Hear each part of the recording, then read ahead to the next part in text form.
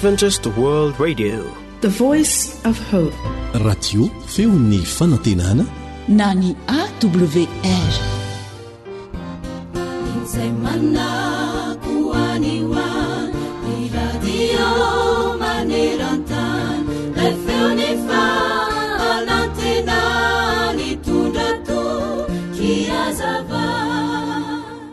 Ny Université Adventiste ao Afrika Afovoany dia eo akaikin'ilay tendrombohitra antsoina hoe Karizimbi.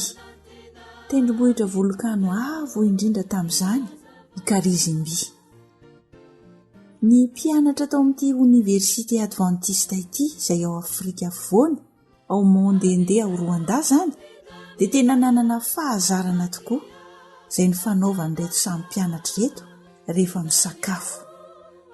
Rehefa mahazo ny sakafo mantsy ny mpianatra anankiray dia tazanin'ny mpianatra hafa ny abetsaka izany sakafony izany izay nataony eo andoviany, ka isaky ny hitan'izy ireo fa miavosa avo ny abetsaky ny sakafony namany dia miara-mioraka ny mpianatra rehetra manao hoe Karizimbi, Karizimbi. Ary araky ny mahazatra reto mpianatra reto dia esi-kora tabany manaraka ireny orakoraka ireny. Tamin'ity indray andro ity kosa nefa dia tsy nisy orakoraka, tsy nisy kotaba, tsy nisy tsy nisy mpampianatra, tsy nisy mpianatra tao amin'ity Université ao Afrika Afovoany ity satria nipoaka i Karizimbi. Angamba mety eritreritra ianao fa iresaka mikasika ity tendrombohitra Karizimbi ity tsika? Tsia, fa mikasika ny fotsika ny tiana ho resahana. Isika rehetra izao dia Karizimbi avokoa, ary vonona ny hipoaka mandrakariva. Ny sasany dia efa mety nipoaka tany Rwanda, ny sasany angamba nipoaka tany Afrika Atsimo, tany Ghana, asa teto Madagasikara. Ny sasany kosa dia mbola tsy nipoaka hatramin'izao. Mety eritreritra angamba ianao hoe ahoana koa no ahatanteraka izany e? Eny, tena ratsy tokoa tahaka ny fipoahany ranom-bolokano ny fitroatran'izany avy eo anatin'ny olona, avy eo amin'ny fon'ny olona izay prehare sady ratsy, feno fankahalana sy fahatezerana, izany no mikoriana avy ao. Tena mila an'Andriamanitra tokoa isika. Ilaintsika ny manolotra ny fiainantsika sy ny fontsika ho eo amin'ny Kristy, satria izy ny namorona antsika tamin'ny voalohany, noho izany izy dia mbola afaka amorona antsika indray olom-baovao. Azon'Andriamanitra atao tsara ny mamorona fo madio ao anatintsika ao, raha tsy afoitsika iray amin'ny sitrapon'ny Kristy ny sitrapontsika dia tsy hisy famonjena ao antsika, fa mbola hipoaka ihany Karizimbi. Anjaranao safidy, na iovy ianao na hiafara ny fipoahana mahatsiravina izany volokano izany. Ahoana hoy ny voalazan'ny tenin'Andriamanitra ao amin'ny ohabolana 4:7-20. Tandremo ny fonao mihoatra noho izay rehetra tokony ho tandremana, fa avy ao aminy no hiaviany ny aina.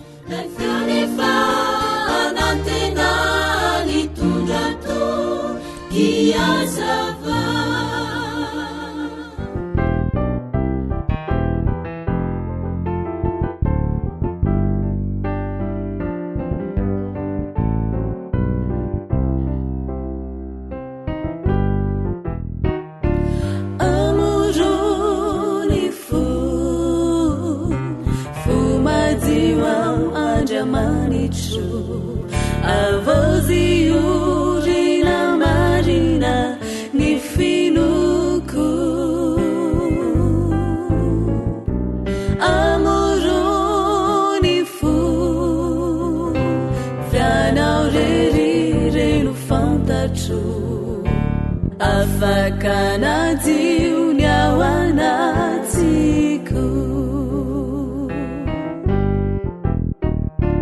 amuruni fu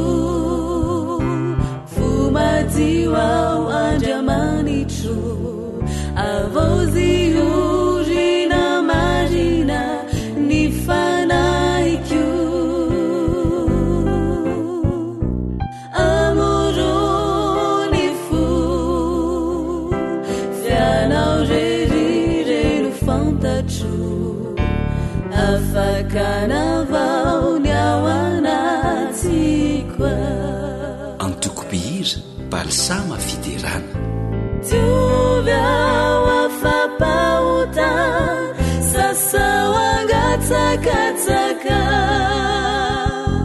meloka amin'ny lalana fa sasao mirano latsaka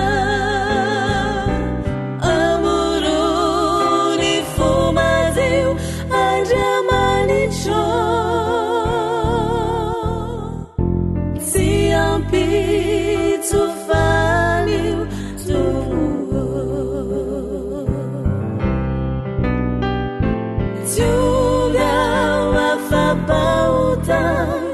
sasao angatsakatsake meloka amin'ny lalana fa sasao mirano latsake amorony fomadio andriamanitro tsy ampitsofanio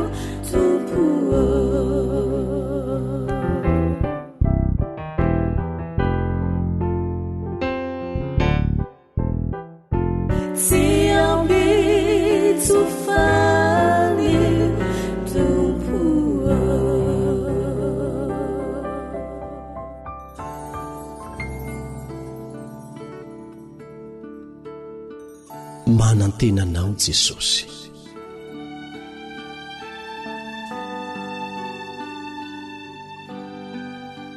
Mbola maro sesehena ireo mijaly sy mifatotra, na ny ory na ferena, ny tanora sy ny antitra. Tompo maso kely monja ary tsika no andrasany mba hanafaka ny fonja sy hanasitrana ny ratrany.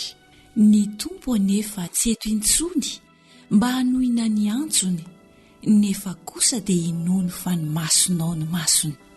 Marobe no mitaraina vokatry ny fahoriana, mbola manam-pofinaina koa mendrika ampiana. Ireo mamatotra ny fony mila tanana hanapaka, koa iza no antsoiny mba hamonjy sy hanafaka. Ny tompo anefa tsy eto intsony hanolokolo ireo zanany, nefa kosa dia inony fa ny tananao ny tanany.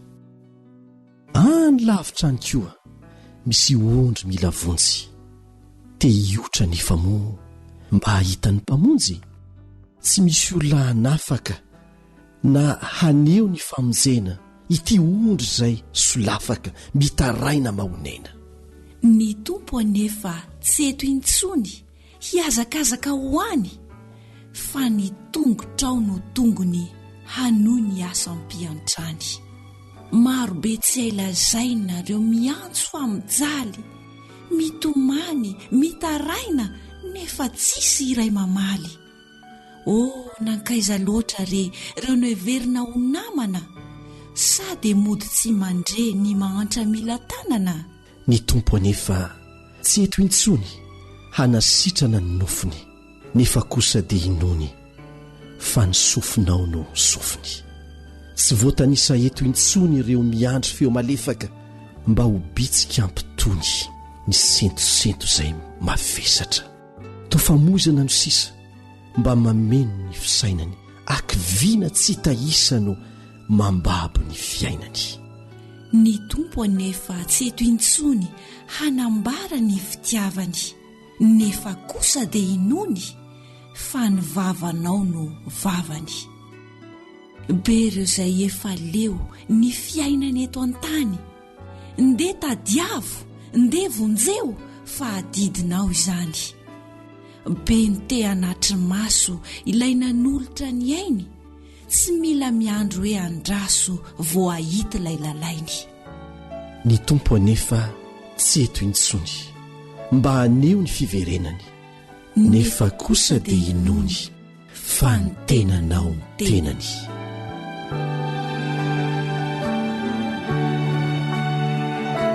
Mpanoratra Rafamatana-tsoa Pierre.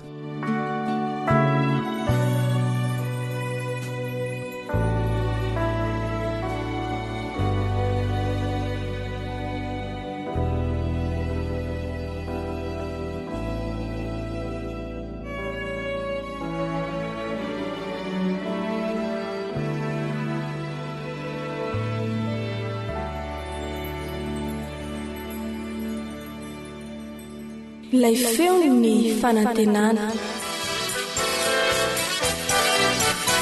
AWR manolotra ho anao feo ny fanantenana.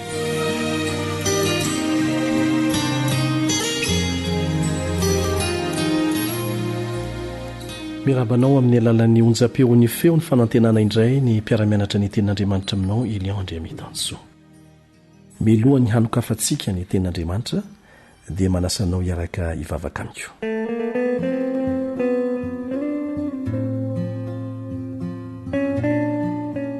Raisany an-danitro ny fisaorana rehetra ny voninahitra ny aja dia atolotra anay hatrany an-trano mandrakizay ho anao.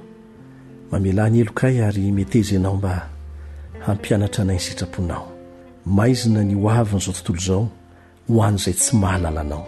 Sambatra izay satria mazava izany ho anay satria voarakitra mazava ao anatin'ny teninao.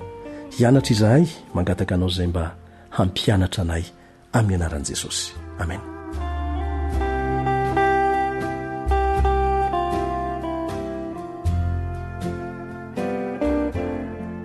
Amin'ity ity dia misy teny fikasana anankiray mahafinaritra atolotra anao.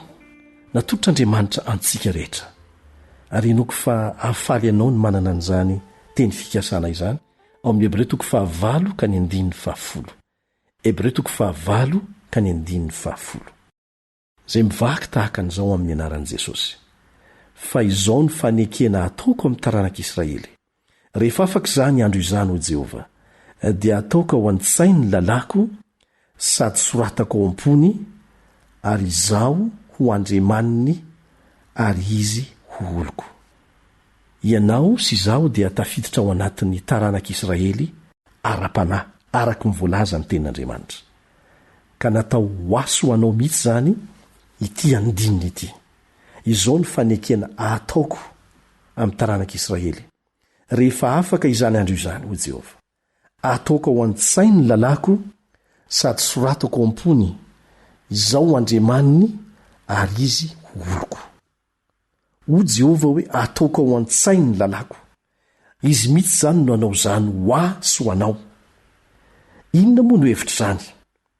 Raha ho an-tsaintsika ny lalàn'Andriamanitra dia ho fantatsika tsara zany ny tian'Andriamanitra ambara amin'izany lalàna izany. Tsy hanao dika vilana isika ny amin'izay tian'Andriamanitra ambara kasikan'ilay lalàna satria izy mihitsy no ametraka izany ao amin'ny saintsika, hanazava ny saintsika hoe zao no hevitra zany, zao no tiako ambara.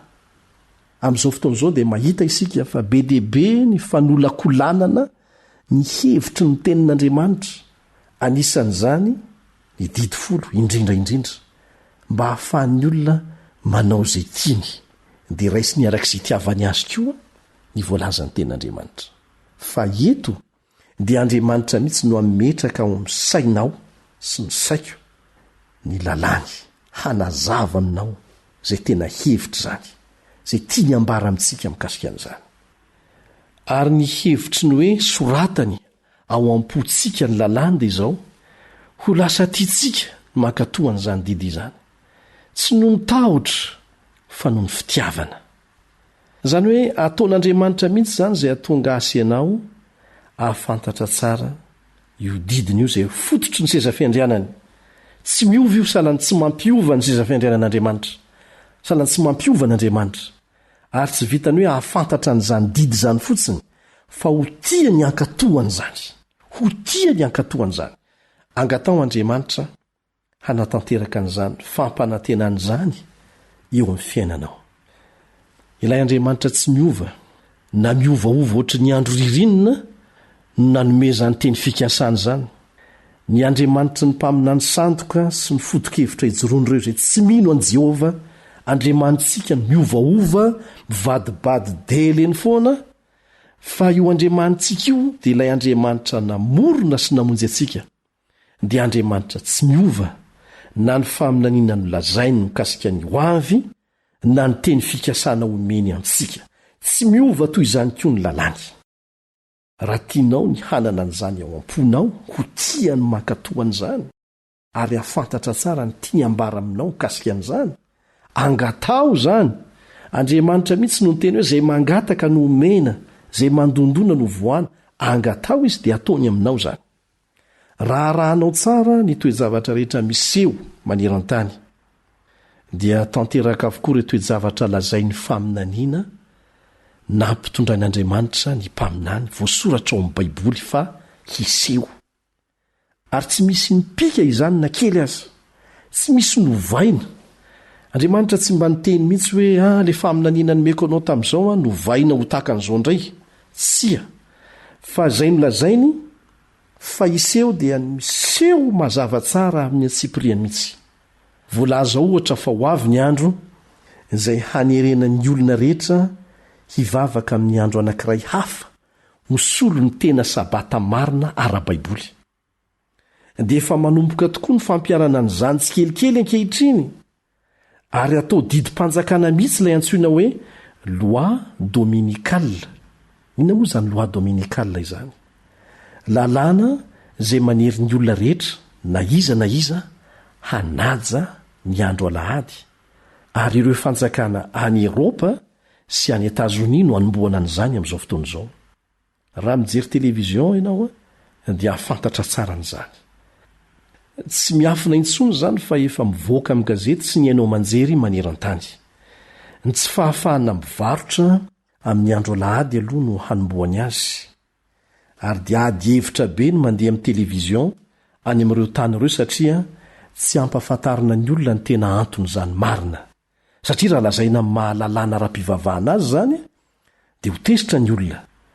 Ho tezitra ireo olona zatra amin'ny fahafahana satria mifanohitra amin'ny lalam-panorenan'izy ireo rahateo zany. Kanefa moa tahaka ny nanerena azy ireo, hanaiky ny lalàna ahafahany lasa milasy ny vavy samby vavy ho afaka mivady, na tsy ekena azy zany no tsy maintsy ampiara ny fanjakana an'izany loi dominicale izany koa. Dia ireo fanjakana milaza ho mpandala ny demokrasia sy ny fahafahana ara-pivavahana. Eo anatrehan'izany anefa dia mazava ny programan'Andriamanitra ho an'ireo tena vahoaka ny marina amin'ny andro farany. Ho apetrany ao an-tsain'izy ireo ny lalàny, ary soratany ao amin'ny fon'izy ireo. Ho lasa tomboka sy ahafantarana ny tena zanak'Andriamanitra marina izany, satria andalo fisedrana izay rehetra mijoro amin'ny fahamarinana madio voalaza ny tenin'Andriamanitra. Mario tsara angety fahamaritana ny toetra mampiavaka amin'ny vahoaka an'Andriamanitra amin'ny andro farany ity, ao amin'ny Apokalipsy 7:12 no ahitanao azy. Apokalipsy 7:12. Indro ny faharetan'ny olona masina dia izay mitandrina ny didin'Andriamanitra sy ny finoanan'i Jesosy. Tsy misaraka ireo. Izay mitandrina ny didin'Andriamanitra tsy analàna tsy anampiana sy ny finoanan'i Jesosy izay mahonjy azy. Zany no ahafantarana ny hoe olo-masin'Andriamanitra ary miantoka ny faharetan'izy ireo hatramin'ny farany. Mankatoa azy izy ireo satria nahoana? Mankatoa ilay Andriamanitra tia izay namonjy azy izy. Tia ny Andriamanitra satria nanafaka azy tamin'ny alalan'ny fahasoavany, dia tonga pankatoa ny didin'Andriamanitra izy, tsy terena tsy vozonana fa manao zany ampitiavana. Nafahany herin'i Kristy tamin'ny famikirany ratsy izy ireo, afaka tamin'ny fahatoran'ny faharatsiana ary miaina amin'ny fiainana araka an'Andriamanitra feno fankatoavana. Ireo ny olona mahatoky voalaza eto. Dia ireo izay mitandrina ny didin'Andriamanitra sy manana ny finoanan'i Jesosy hatramin'ny farany. Toy izao no fitantarany toko farany eo amin'ny Apokalipsy an'ireo olona ireo. Ao amin'ny Apokalipsy 12:17. Apokalipsy 12:17. Sambatra izay manasa ny akanjony mba hanana ny fahefana amin'ny hazonaina sy hidirany amin'ny vavahady ho ao an-tanàna.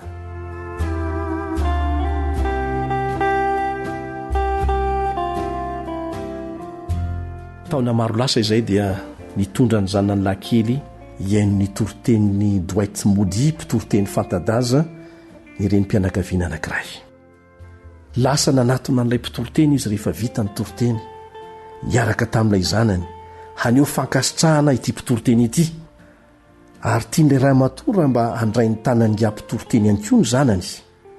Rehefa handray ny tanan'ilay zazalahy kely anefa ilay mpitoroteny dia navoko n'ilay zazalahy ny totondrony tsy niety handray tanana izy sahirana tanteraka ny reniny sady menatra dia namporosiany mafy anao an'izany ihany ilay zaza nitambatambazy ny raiso ny tanany mpitoroteny no raiso ny tanany zanany dia nataon'izay ifandraisany amin'ny an'ilay mpitoroteny tsy nosokafan'ilay zaza mihitsy anefa ny tanany rehefa nanaiky ny anokatra ny tany any ihany ilay zaza no ny farany dia hita ny antony ina ny antony io ianao hay nisy kanety vitsivitsy miloko tsara tareta ao anatin'ny tanany tao tsy nentina ndray ny tanan'ilay mpitoroteny izy satria no heveriny fa ho alain'ity mpitoroteny ity avokoa ireo kanetiny tsy foiny ireo raha vao manokatra ny tanana izy ry mpiaino namako inona ny mbola fikiriny tananao hoe inona ny mbola hazonao koa ka tsy hahafahanao mandray ny tanan'ilay Jesosy tompo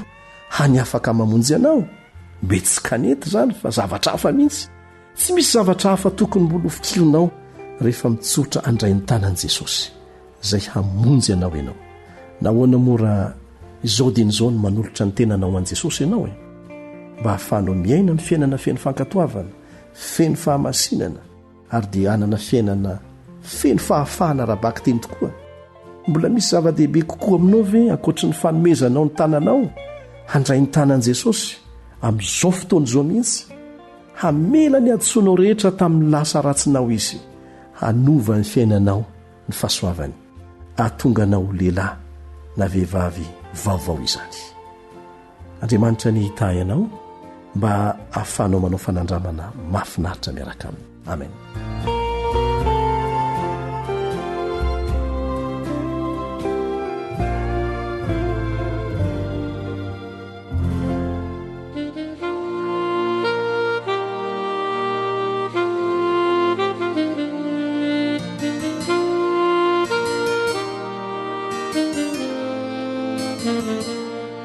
tarika hanitry Kristy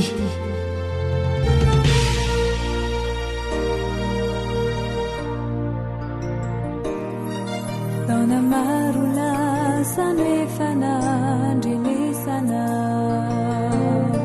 nafantaranao fa Jeso dia miantso anao nefa izany hatramizay tsy mba nampiraiky anao naleonao nanao ny tsy fanao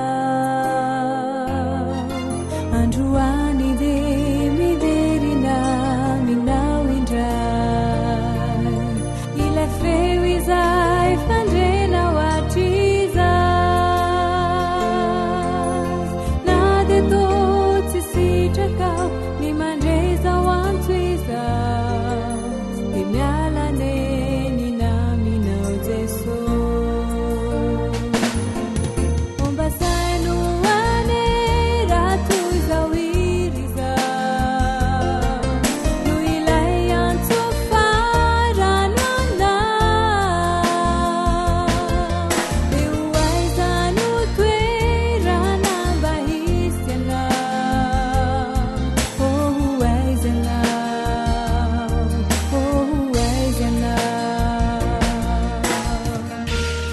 ankoatra ny fiainoana amin'ny alalan'ny podcast dia azonao atao ny miaino ny fandaharany radio AWR sampananteny malagasy isanandro amin'ny alalan'ny YouTube AWR feon'ny fanantenana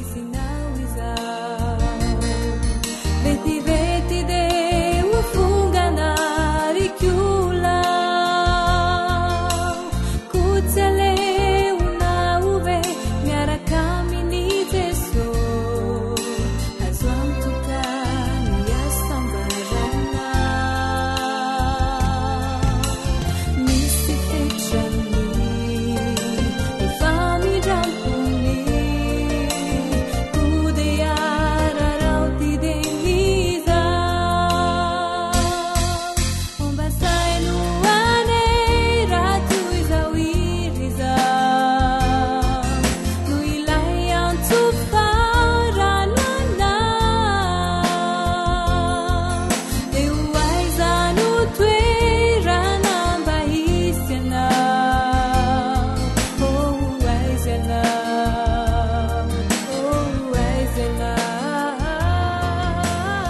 radio feon'ny fanantenana.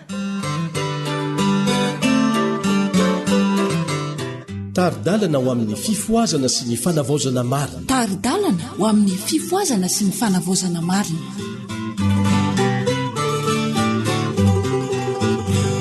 Miarabanao ry mpiaino namana ao anatin'izao taridalana ny amin'ny fifoazana marina izao. Ny fifamatoran'ny finoana sy ny asa no lohahevitra hodiny itsika anio. Hoy ny tenin'Andriamanitra, fa raha tsy amin'ny finoana dia tsy misy azo atao azahoana sitraka aminy.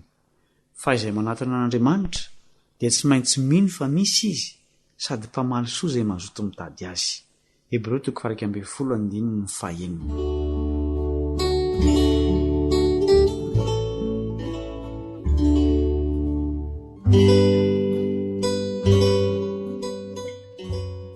Maro ireo olona ao amin'ny tontolo kristianina no milaza fa ny hany ilaina azahoana famonjena dia ny finoana. Tsy ilaina hoy izy ireo ny asa, fa ny finoana ihany ny zava-dehibe. Kanefa Andriamanitra dia manambara amintsika fa ny finoana irery tsy misy asa dia maty. Maro ireo mandatsy akaton'Andriamanitra kanefa manindraindra fatratra ny finoana. Ny finoana dia tsy maintsy misy fototra iorenana. Ny teny fikasan'Andriamanitra rehetra dia miorina amin'ny fepetra. Raha manao ny sitrapony isika, raha mandeha amin'ny fahamarinana isika dia afaka hangataka izay irintsika ary ho tanteraka amintsika izany. Rehefa maniry amin'ny fototsika manontolo ny ankatoy isika dia hoenon'Andriamanitra ny fitarainantsika, fa tsy hitayantsika ao anatin'ny tsy fankatoavana na ovinanaoviana Andriamanitra. Raha misafidy ny andika ny didiny isika ka anizingizina hoe ny finoana ihany, hosetran'izany dia izao no efa nambaran'Andriamanitra. Ny finoana tsy misy asa dia maty. Ny finoana toy izany dia varahina maneno sy kipantsina mikarantsana fotsiny. Mba andraisantsika ny tombontsoa avy amin'ny fahasoavan'Andriamanitra dia tsy maintsy manatanteraka ny anjarantsika isika, tsy maintsy miasa ampahatokiana isika ary mamoha ny voan'ny fibebahana. Mpiara-miasa amin'Andriamanitra isika, tsy tokony hipetraka eo amin'ny toeran'ny fisilamin-damona isika ka hiandro fotoana lehibe ahafaha miasa vao hanao asa lehibe ho an'ny tompo. Aza atao atsirambana ny andraikitra izay mifanandrify aminao. Aoka ampiasainao ireo fahafamanao kely miseho manoloana anao. Aoka ianao hitozo amin'ny fanaovanao ny tsara indrindra amin'ny asa madinika indrindra eo amin'ny fiainanao, ka tanterao amin'ny fo sy amin'ny pahatokiana ny asa izay nakinin'Andriamanitra taminao. Na kely azy izany dia ataovy amin'ny fahavitriana rehetra toy ny amin'ny asa lehibe. Ny fahatokianao dia ankasitrahana sy horaketina ny an-danitra. Aza miandry ny ovan'ny lalana manoloananao mora, fa mandro soka miasa mba ampitombo ny talenta nomenanao. Aza manahiny amin'izay mety ho heverin'izao tontolo izao mombanao. Aoka ny fiteninao, ny sainao sy ny asanao ho fijoroana vavolombelona ho an'i Jesosy, ary ny tompo no hiditra an-tsehatra mba hampivelatra sy hampitombo hery ny fijoroana vavolombelona ho voninahitry ny anarany, izay asehonao amin'ny fiainana mendrika sy ny fiteny maneho ny toe-panaraka an'Andriamanitra. Mety tsy ho hita etỳ an-tany novinanoviana ny vokatra izany, kanefa miharihary izany eo anatrehan'Andriamanitra sy ireo anjeliny. Inona ary izany anjara asa takina amintsika izany?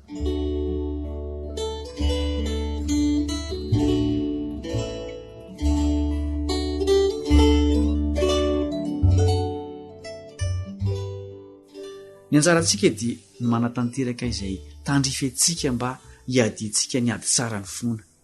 Tsy maintsy mitolona, miasa mafy, miezaka sy miafy isika mba hidirantsika amin'ny vavahady. Tsy maintsy ataontsika eo nylohantsika ny tompo. Amin'ny tanana sy fo madio ny tsy maintsy hiazahantsika hanome voninahitra an'Andriamanitra amin'ny fiainantsika manontolo. Vonina hanampy antsika ilay mpamonjy mahery.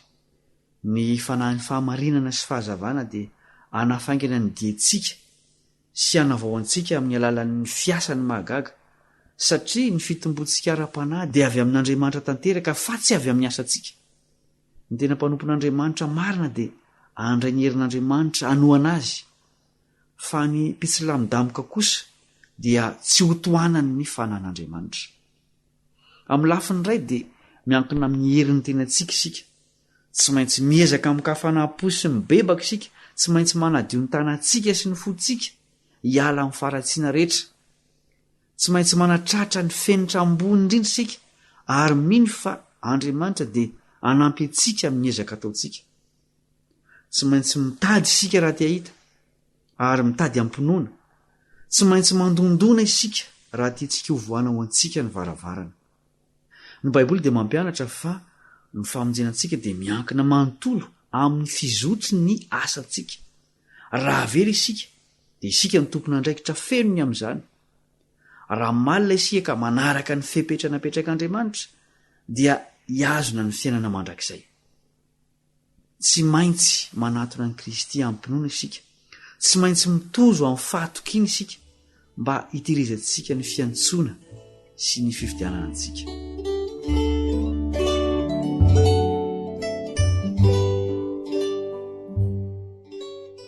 Finoana tsy manao na inona na inona hoe ny teny fikasanany amin'ny famelan-keloka dia ho raisin'izay mibebaka sy mino. Ny satroboninahitry ny fiainana no ho valisoan'izay mahatoky hatramin'ny farany. Hitomba amin'ny fahasoavana isika amin'ny alalan'ny fahasoavana izay efa noraisintsika. Tokony ho tandrovantsika tsy voapetin'ny faly toy n'izao tontolo izao ny tenantsika raha iritsika ny ho hita tsy manantsiny amin'ny andron'ny Tompo. Ny finoana sy ny asa dia miara-miasa sy mifampitantana, mifandrindra ny asan'izy ireo eo amin'ny dingan'ny fanavotana. Ny asa tsy misy finoana dia maty, ary ny finoana tsy misy asa dia maty. Tsy hamonjy antsika noviana ny asa. Ny mahavonjy antsika dia ny famendrehan'i Kristy isaina ho antsika. Noho ny finoantsika an'i Kristy dia ataony tonga azo ekeny ho mason'Andriamanitra ny ezaka sy tanteraka ataontsika. Ny finoana izay takiana amintsika dia tsy finoana tsy manao na inona na inona. Ny finoana miasa ampitiavana sy manadio ny fanahy no finoana mahavonjy. Izay manandra-tanana masina eo anatrehan'Andriamanitra, tsy amin'ny fisalasalana dia andeha amin'ny fahazavan-tsaina araka ny tari-dalàn'ny didin'Andriamanitra. Raha tiantsika ny azo famelan-keloka dia tsy maintsy fantatsika aloha ny atao hoe fahotana mba hahafahantsika mibebaka sy mamoha ny voan'ny fibebahana.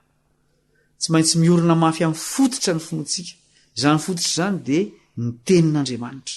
Ary ny vokany dia iseho amin'ny alalan'ny fankatoavana ny sitrapon'Andriamanitra izay nambarany tamintsika. Hoy ny apôstôly, izay tsy manam-pahamasinana dia tsy hahita an'Andriamanitra. Hebreo 12:4.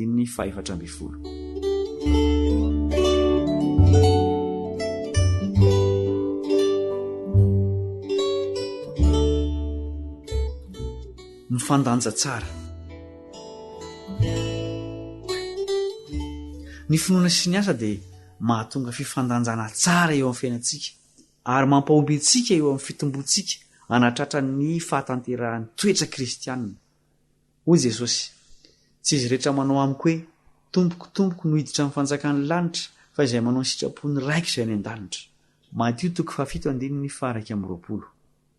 Raha amresaka ny amin'ny haniny tao amin'izao tontolo izao ny apôstôly Paoly dia hoy izy, fa fonombola teo aminareo ihany aza izahay dia nandidy anareo hoe raha misy tsy mety miasa dia aoka tsy hihinana izy. Tesalonianina 2:7-10. Ny tombona ihany koa izany fitsipika izany eo amin'ny fiainana ara-panahy. Raha misy maniry ny hihinana ny mofo ny fiainana mandrakizay dia aoka izy hiezaka mba hahazo an'izany. Velona amin'ny vanim-potoana sarobidy eo amin'ny tantaran'ny tany isika. Mila finoana lehibe noho izay efa nananantsika hatr'izay isika. Mila hery lehibe kokoa avy any ambony ampiorona antsika isika.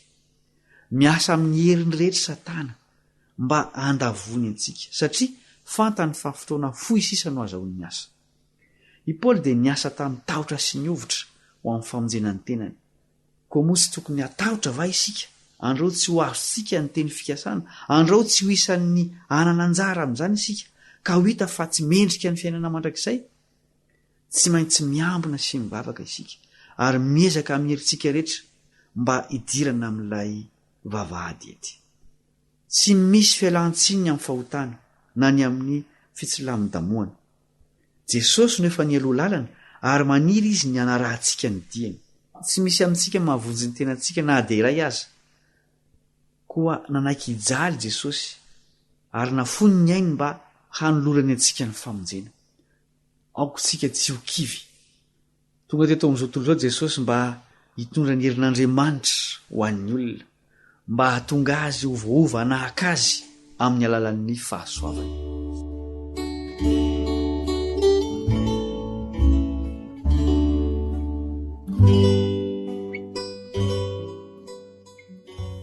Inona ary no vokatry ny fiezahana hanao asa tsara? Rehefa ao am-ponin'ny olona ny faniriana ataon'Andriamanitra, rehefa tanterahana hatramin'ny farany ny ezaka atao, dia ekeny Jesosy ho fanompoana tsara indrindra avy amin'ny olona izany, ary ny tsy fahatanterahana izany dia fenoiny amin'ny famendrehan'ny tenany amin'ny Andriamanitra azy. Saingy tsy akasitrahany kosa ireo izay milaza fa mino azy, saingy tsy mandeha ampahitsiana eo anatrehan'ny didin'Andriamanitra. Betsaka ny zavatra rentsika mikasika ny finoana, saingy mila mianatra zavatra betsaka noho izany isika mikasika ny asa. Maro ireo mamita tena amin'ny fiainana tsirototra, milamindamina sy ny fivavahana tsy hitondrana azy fijaliana. Kanefa ho Jesosy, raha misy olona tanaraka, aoka izy andany tenany sy hitondrany azy fijaliana ka anaraka. Mateo 5:4.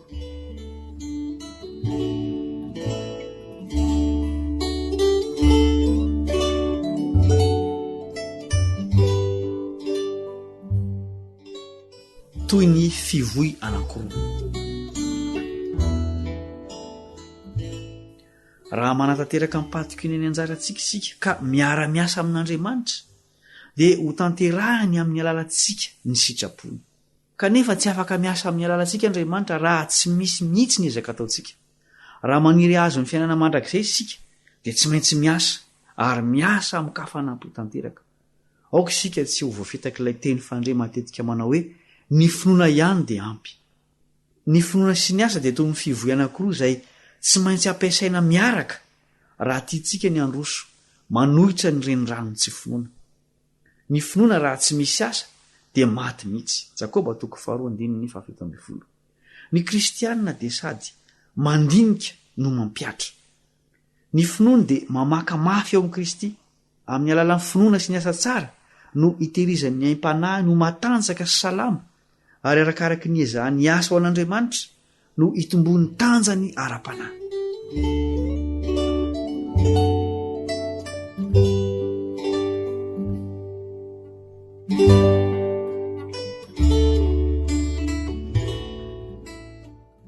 Afatra manahoana ary ny tokony hotorinany amin'ity finoana sy asa ity.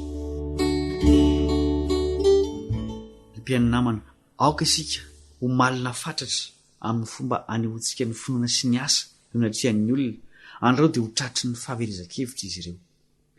Aoka tsisy aneho ny hevi-diso ilaza fa kely na tsy misy mihitsy ny anjaran'ny olona eo amin'ny dingan'ny famonjena, satria Andriamanitra dia tsy manao na inona na inona ho an'ny olona izay tsy miara-miasa aminy. Aoka tsy aseho ihany koa fa rehefa vitan'ny olona izay tsara indrindra azo ny atao, vao hanampy azy Andriamanitra. Hoy Jesosy, izaho no voaloboka, ianareo ny sampany, izay miray amiko ary izaho aminy dia mamobe izy, fa raha misaraka amiko kosa ianareo dia tsy mahay manao na inona na inona. Jaona 2:15. Hatramin'ny voalohany ka hatramin'ny farany dia tokony hiara-miasa amin'Andriamanitra ny olona. Raha tsy ny fanahy masina no miasa ao am-pontsika, dia ho lavo sy ho tafitony isaky ny ray aman-dingana isika. Tsy nitsinona ny fiezahan'ny olombelona samy rery na dia ilaina aza, fa ny fiarahany miasa amin'ny Kristy no azahoany fandresena.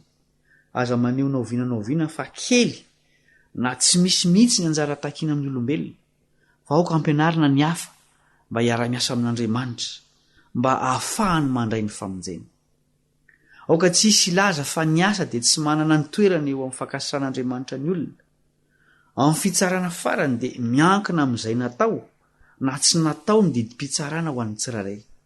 Manasanao hamaky ny Mateo 5:4-7 ka hatramin'ny 7. Ezaka sy asa no takiana amin'ireo izay mandray ny fahasoavan'Andriamanitra, satria izany no voahalalana ny toetry ny azo.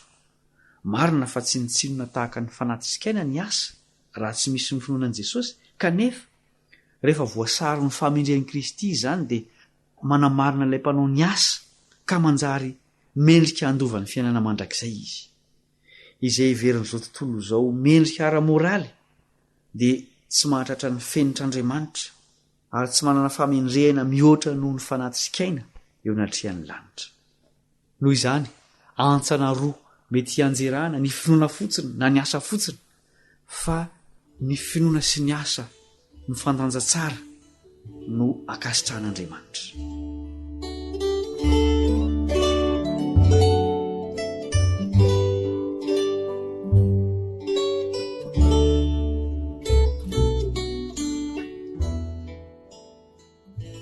Andriamanitra raina eny an-danitro, misaotranao fa nomenao fotoana izahay mba handinihanay ny tena fahamarinana avy aminao. Misaotranao izahay noho ny amin'ny teninao izay nomenao anay. Ny fahalalànay ny teninao tokoa Andriamanitro sy ny fampiaranay an'izany eo amin'ny fiainanay no hanafaka anay tsy ho andevo ny fahotana. Rainay tsara indrindro, misaotranao izahay ny amin'ireo dingana rehetra izay nataonao mba hamonjena anay. Misaotranao ihany koa tamin'ny nanomezanao sy ny nanoloranao an'i Jesosy izay zanakao lahatokana mba hijaly sy ho faty noho ny fahotanay. Isolo ny elokay. Tompo, misaotranao izay noho ny fitiavanao sy ny mbola hitiavanao anay. Andriamanitra rainay eo, efa vitanao ny zavatra rehetra mba hamonjena anay. Efa nataonao ny ezaka rehetra mba hanananay fiainana mandrakizay. Tompo, ampianaro izahay mba hatoky sy ino anao amin'ny fonay manontolo. Omeo anay ny hery mba hahafahanay hiala amin'ny ratsy izay mahazatra anay, ary ampio izay Tompo amin'ny fialanay amin'ny fahotana sy ny ratsy rehetra izay mangeja anay, satria fantatray fa izay no hany mba ezaka angatanao aminay mba halavorara ny famonjenanay tsirairay avy. Andriamanitra rainay eo, aza vela hijanona eo amin'ny fahafantarana anao fotsiny izahay. Aza vela ino ny fisianao fotsiny izahay. Fampianaro izahay Tompo, ampio izahay mba hankatoa, hanaraka sy hampiatra ny teninao na inona sandan'izany eo amin'ny fiainanay. Rainay tsara indrindra ny an-danitro, valio ny fivavakay fa angatahanay amin'ny anaran'i Jesosy irery ihany izany. Amen.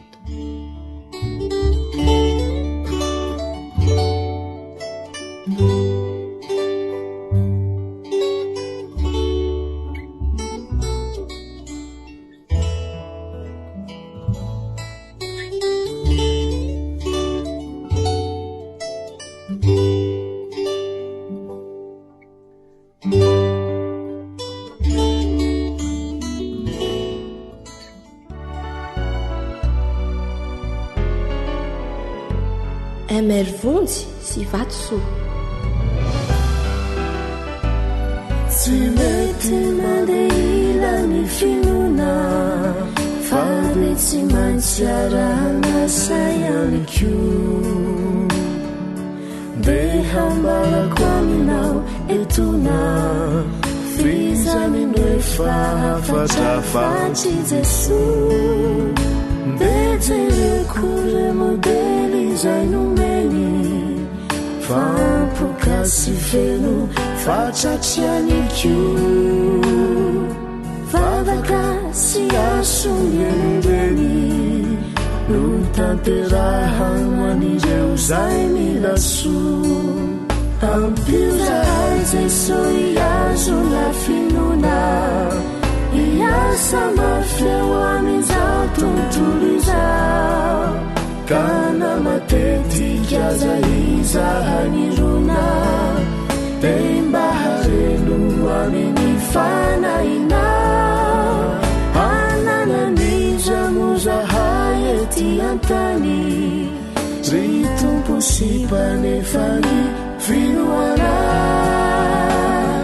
Etezanao iaino andanitsany, tolory ery rehefa milanga ia.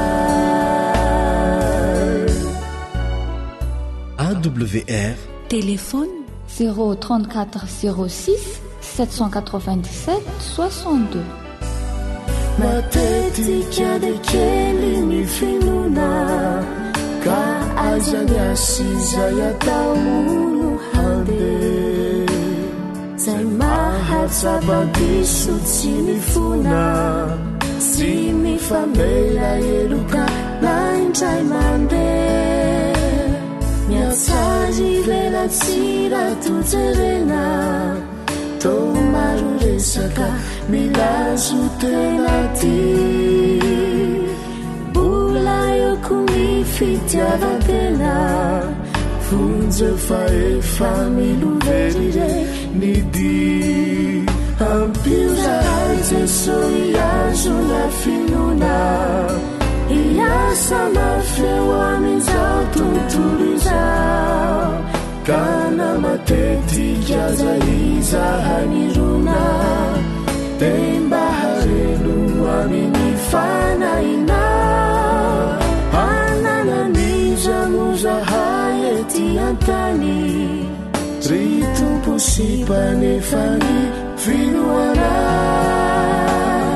metezanao iaino andanitrany toloriery rehefa milanga ia farao avy andanitreny jeso tombo finona raha nasaritany aminao ufona tseo ireo toreo sy toloko fisikiakatrany tena vaovao mitony asy zay atrehanam-pinona de fiderana sy miato amizay olevona treny fadisona faonenany zasy anao mandrakizay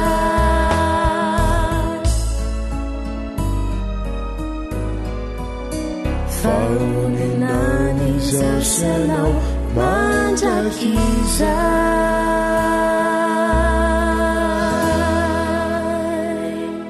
zay lay monjany fanantinana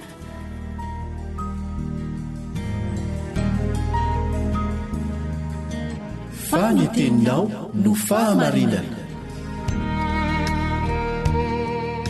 taridalana manokana fianarana baiboly avoaka ny fiangonana advantista maneran-tany iarahanao amin'ny radio feo ny fanantenana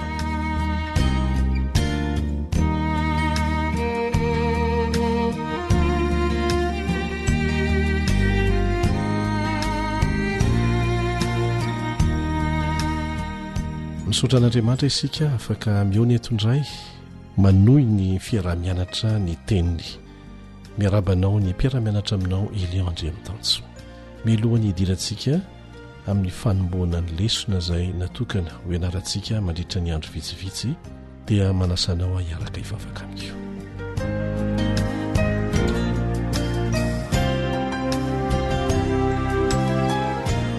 Prezidentanitro misaotranao no nanomezanao anay lesona vaovao indray ahafahanay mahazo fahendrena toromarika taridalana avy aminao. Angatahanay ny famelan-keloka feno, angatahana ny fananao masina hanazava ny saina ary indrindra hanoro sy hanome hery amin'ny hampiarana izay rehetra ampianarinao anay. Tsinotsinony izahay raha tsy eo ianao, tsinotsinony izay raha tsy nyherinao mambombana isan'andro ka dia isorana ianao izany ary hanomezanay voninahitra rehetra tsy misy anombinana ho anao. Angatahana amin'ny anaran'i Jesosy izany vavaka izany. Amen.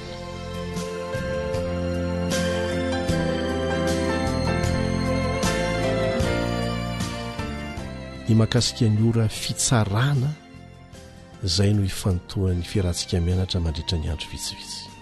Ny ora fitsarana milazan'izany ve ny baiboly?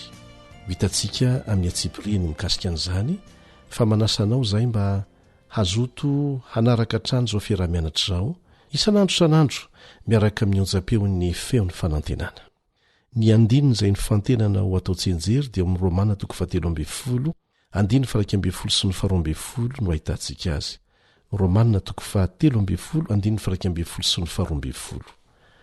manao hoe ary tokony hanao izany indrindra isika satria fantatsika ny andro fa ankehitriny izao dia ora tokony hifoazanareo amin'ny fatoriana fa ankehitriny ny famonjena antsika dia akaiky noho ny tamin'ny andro voaninoantsika efa ho lasa ny alina efa mbi akaiky kokoa ny andro koa aoka ritsika ny asany maizina ka hitafitsika ny fiadiny mazava averintsika indray mandeha ary tokony hanao izany indrindra isika satria fantatsika ny andro fa ankehitriny izao dia ora tokony hifoazanareo amin'ny fatoriana fa ankehitriny ny famonjenantsika dia akaiky noho ny tamin'ny andro voaninoantsika efa ho lasa ny alina ary efa mbi akaiky kokoa ny andro koa aoka ritsika ny asany maizina ka hitafitsika fiadiny mazava averina ihany fa Romana 13:12 sy ny 12 no ahitantsika an'izany.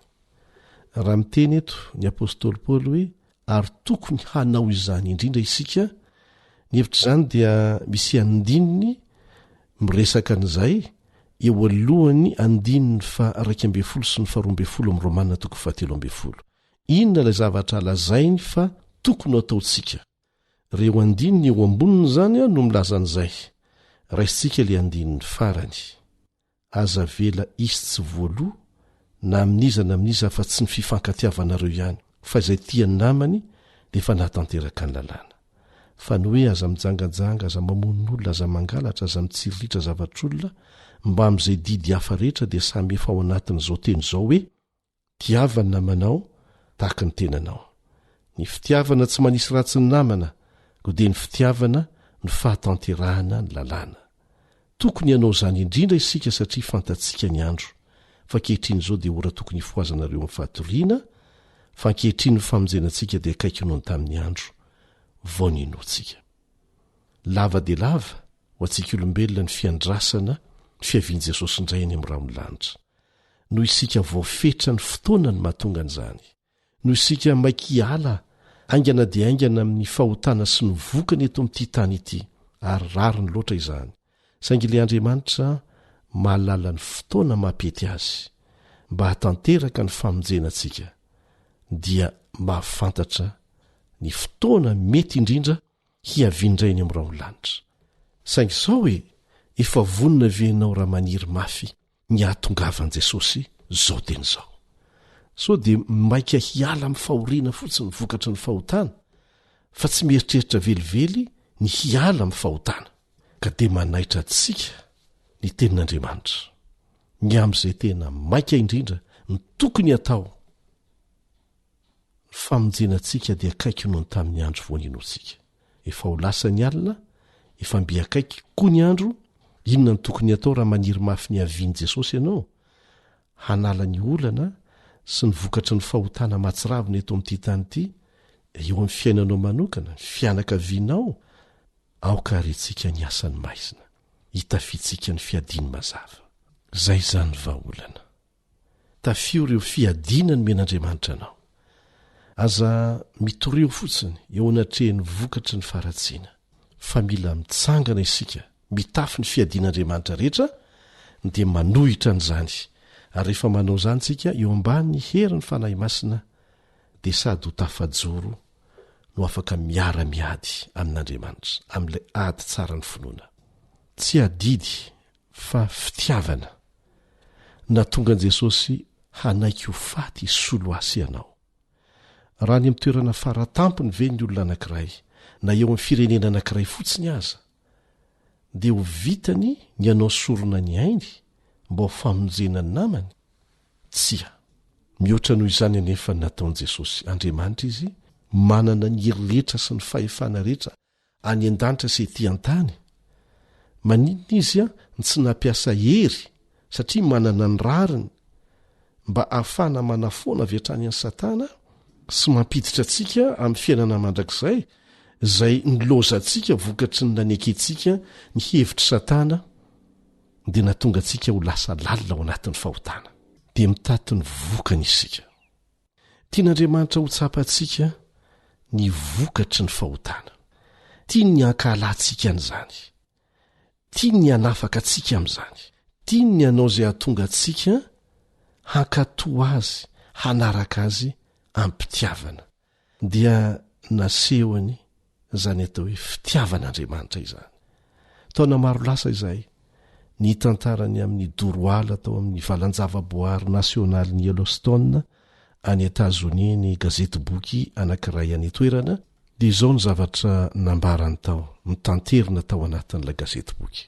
Rehefa mijanona ilay doroala dia niakatra tendrombohitra iray avoavo teo akaiky teo ireo mpiambina ny ala mba hanombanana ny fahavoazana. Dia nahita vorona tonga lavenona teo ampototry ny hazo anankiray ny iray tamin'izy ireo. Nampalahelo azy mafy nahita nyity toejavatra tsy mahazatra azy ity. Dia naka hazo kely izy dia navadiny tamin'ilay hazo kely ilay vorona efa tonga lavenona ny fijery azy. Rehefa navadiny nahilin'ilay vorona dia fahagagana no hitany. Nisy zana-borona 3 no mivoaka avy tao niazakazaka teo ambany ilatry ny reniny efa maty. Ilay renim-borona be fitiavana izay natsapany loza manantona ary tsy ahafahana mivoaka intsony dia nitondra an'ireo zanany hatreo ampototry ilay hazo dia nanangona azy ireo tao ambany elany. Azo nataony nanidina ho any amin'ny toerana azo antoka saingy nandany andao an'ireo zanany izy. Takan'izany tokoa nataon'i Jesosy ho azy ho anao. Azo nataony ny namelantsika tamin'izao satria sika nanao safidy handao azy. Azo nataony namorona olona vaovao fahefana ananana izany fahaiza manao ananana izany fa naleony maty ny solo eloka antsika. Nandevina azy teo Kalvari ny afo ny fitsaran'Andriamanitra. Ireo rehetra ao amin'i Kristy dia voaro mandrakizay eo ambany elany. Notsaraina tahaka ny mpanota voaheloka Kristy teo amin'ny hazo fijaliana mba hahatonga asianao ho afaka mandray ny famonjena handova ny fiainana mandrakizay. Notsaraina toy ny mpanao heloka be vava Jesosy mba hanafahana asianao amin'ny afo mandrava ny fahaverezana mandrakizay amin'ny heviny ankolaka sy ara-bakteny izany.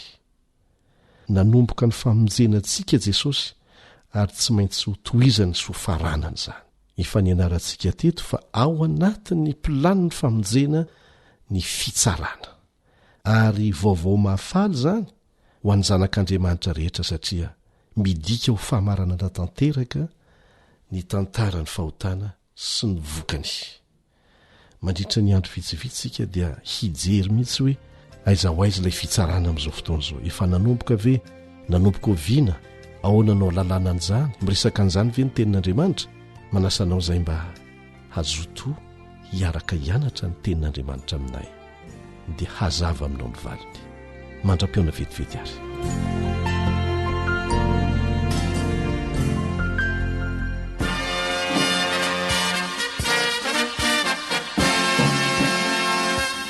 Adventist World Radio, The Voice of Hope. Radio Femon'ny Fanantenana.